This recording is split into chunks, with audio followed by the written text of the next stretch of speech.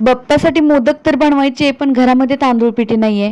आता टेन्शन घेऊ नका, तुमच्यासाठी मस्त अशी तांदूळ पिठी न वापरता सुद्धा उकडीचे मोदक कसे बनवायचे याची रेसिपी घेऊन आलेली आहे.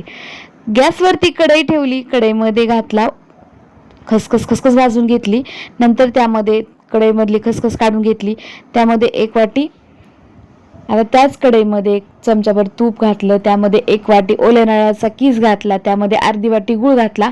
हे सगळं मिश्रण व्यवस्थित मिक्स करून घ्यायचं आणि 5 मिनिटं याला हलवून एकजीव करून घ्यायचं, म्हणजे आपला गूळ विरघळून घ्यायचा. गूळ विरघळून झाल्यानंतर आपण सारण एका डिशमध्ये काढून थंड करून घेतलं.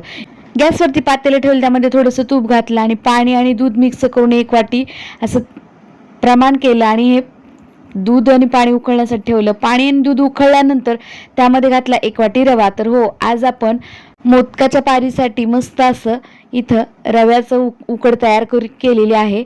तर बघू शकता, ही उकड तयार झाली. 5 ते 10 मिनिटासाठी याला झाकण ठेवून दिलं. गरम आहे तोवरच बघा 10 मिनिटांनी मस्त असा रवा फुललेला आहे.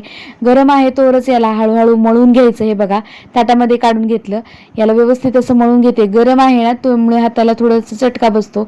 जास्त चटका बसत असेल तर थोडंसं पाण्याचा हात लावायचा. याला व्यवस्थित असं मळून घ्यायचं, म्हणजे मळलं ना व्यवस्थित असं चुरून मळल्यानंतर याला व्यवस्थित अशी तयार होते उकडीची पारीची आपली कणिक.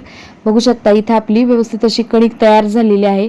याला तूप लावून व्यवस्थित मळून घेतलं. इथं आपण तयार करून घेतलेलं सारण जे आहे त्यामध्ये ना मी थोडीशी खसखस घातली. खसखस घातल्याने काय होतं, मस्त असे आपले मोदक खाताना ताटाखाली खसखसायला लागतात.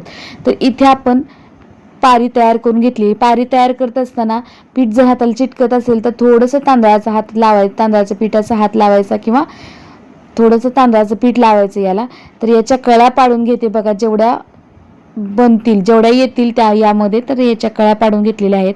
आता यामध्ये जेवढं सारण बसतं ना तेवढं सारण भरून व्यवस्थित असा अलगद असा मोदक बंद करून घ्यायचा आहे. बघा हे बघा, मस्त असा मोदक बंद करून घेतला.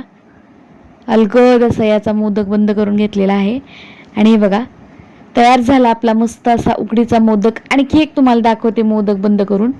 हे बघा मस्त तांदूळ पिठी न वापरता सुद्धा एकदम भन्नाट असे तांदळाच्या पिठीसारखे दिसणारे, तांदळाचे उकडीचे मोदक सारखे दिसणारे आपण रवा मोदक बनवलेले आहेत. झटपट मोदक तयार झाले, सगळे मोदक तयार झाले. याला केशर लावून घेऊया. हे बघा, आणि इकडे पातेलं वरती पाणी उकळण्यासाठी ठेवलेलं आहे. आता या चाळणीला तूप लावून घेतलं आणि ही चाळणी आपण आता पातेल्यावरती ठेवून 5 ते 10 मिनिटं मोदक असे वाफवून घ्यायचे. मोदक वाफवले, मस्त असे तयार झाले.